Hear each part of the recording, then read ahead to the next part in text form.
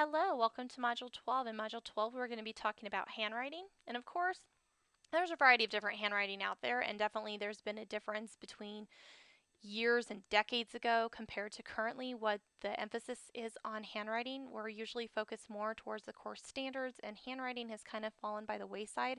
I've noticed even in some districts they don't even address it, which is sad because students actually do need instruction on how to properly write.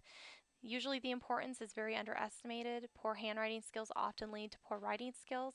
A great deal of research that shows that written expression really can suffer if handwriting instruction is not in place. Makes sense. If a student can't fluidly write, you're going to have problems. Typically, what we see with problems with handwriting deals with spacing, messiness, inability to stay within a line, the illegible letters, incorrect direction of letters or numbers. There's either too much or too little slant, too much or too little pencil pressure, and mirror writing. Even with the fluency of speed, of being either too slow or too fast, it could even be just right and still be messy. Posture, pencil grip, and position of paper also need to be considered into instruction. As you've heard before, there's dyslexia, there's also dyscalculia. Well, in writing, it's dysgraphia. It really is a mechanical writing skill disorder that students may have, and it can manifest itself into poor writing. It can be seen within a student who has average intellectual abilities, who don't have neurological issues, or even fine motor issues. They might not even have fine motor issues, but really struggle with this. It can be by itself, or it can be in the presence of other disabilities as well. Things to look out for, as you see here in this lovely writing sample right here. If you're thinking, oh, kindergarten first, even maybe second, not a big deal. This would be a big deal if this is a writing sample from a seventh grader, which it is. So being aware of these things, where it could be poor formation, too large, too small, or inconsistent. Incorrect use of capital and lowercase letters. I'm seeing that this more and more even out of my high school students where they're mixing capitals and lowercase, and it's not a matter that they don't know how to what those letters are, they just are using those letters when writing. It can either be cramped or crowded, or it could be the spacing could be way off. There could be a huge space between some letters, even within their own word. Incorrect alignment, the slant, the fluency. Even this is key. This is like the biggest thing that I notice. If you ask a student to write quickly and they're still taking a long period of time, it's a big red flag. Usual problem of most beginners who are learning to write and do handwriting and actually getting the instruction, and of course this is coming from a first grade, is incorrect size, reverse letters, relationship of parts, partial omission, addition, and misshaped letter forms. As students get older, past first grade, these things should be worked on and fixed. If they're not fixed, typically that's once again a red flag for you to pay attention to. Things that we need to also be aware of, because there could be other factors that can be contributing to this, are fine motor problems, faulty visual perception of letters and words, poor visual memory, poor instruction, especially for our students who are left-handed. You'll find that a lot of teachers, unless they're left-handed, know how to teach both. Those students usually suffer with handwriting, and then of course lack of motivation because it's not really held in as importance as we talked about. There are assessments already out there that you can utilize. However, most school districts do not have them purchased, and it might be difficult to go get them. The biggest thing that I would come to is just utilizing writing samples that they already have done in class for other assignments, whether it was free writing, if maybe they're dictating something, if they're doing near point or far point copying. The things you're looking for, even during observation and also looking at the student once you collect their writing, is their posture, pencil grip, paper position, how they form the letters, letter shape, size, alignment, line quality, spacing between letters and words, etc. You really should be seeing accuracy between 90 to 100% of far point copying and at least 95 to 100% when copying near point. You can use simple rubrics. I tend to use these even within my classroom just because if a student wants to do things rushed or quickly, it helps me to give extra bonus points and also gives bonus points to the students who are working towards handwriting and getting their handwriting to be better.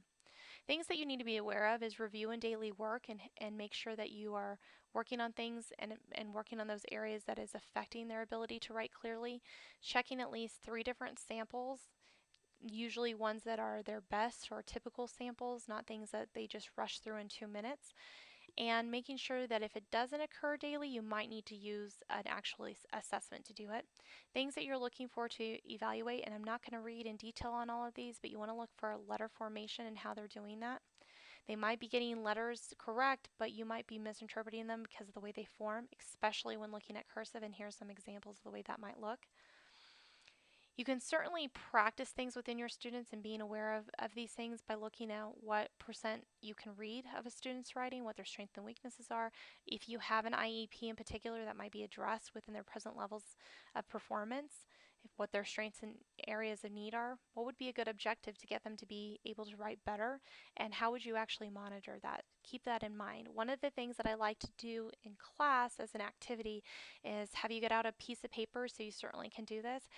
I want you to write just the alphabet both in print and in cursive with your non-dominant hand, and I want you thinking about how you're doing it because it's not a normal thing that you typically do. I mean, we usually don't write well with both hands on a daily basis unless we're ambidextrous.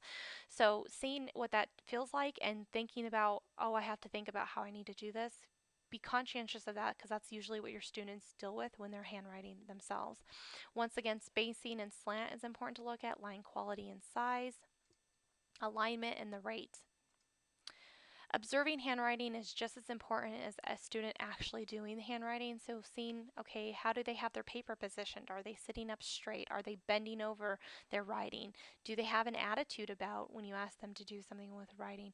Are they too far? Do they have visual problems? Do they need glasses? Do they wear glasses and they still are having a difficulty with being too close? Those are things that you can even observe within just doing a regular writing activity.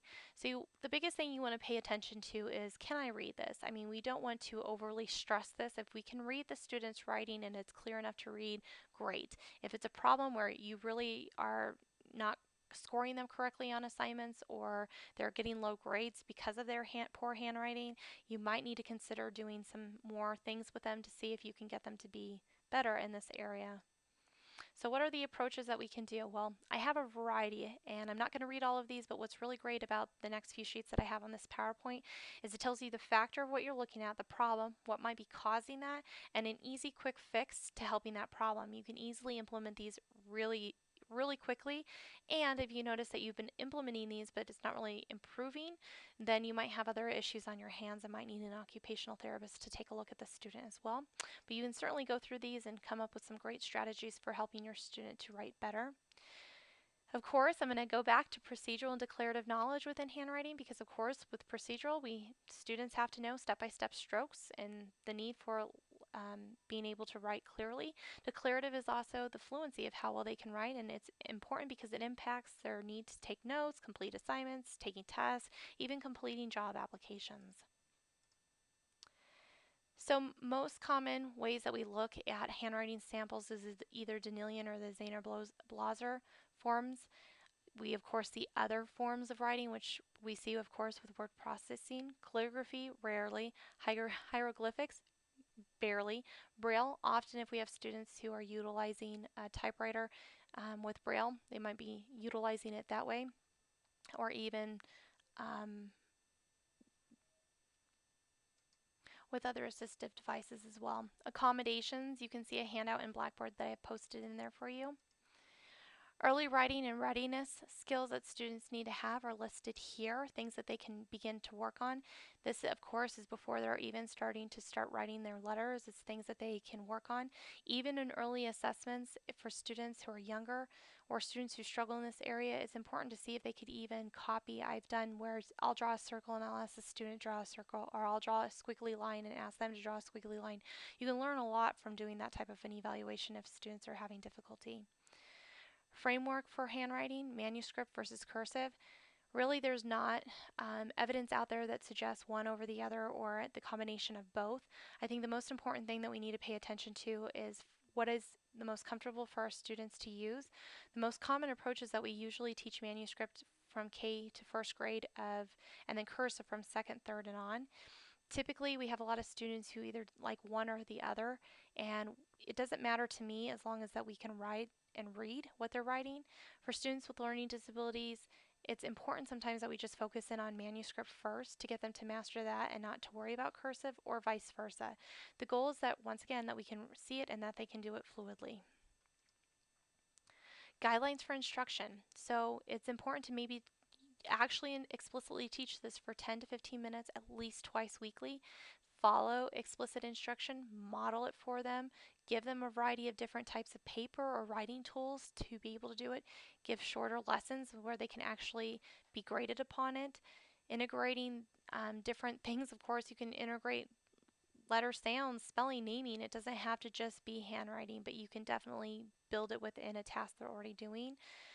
Doing self evaluations, having them monitor themselves is important. Methods, right or left, doesn't really matter, whichever one that they feel more comfortable with writing. But the most important thing is that they practice, they learn how to possibly trace. Writing letters without a model is always important too, and making sure that they're actually mastering those letters before moving on. The Hanover method is grouping letters based on similar strokes or creating letter families. Here's, for example, the right or left model.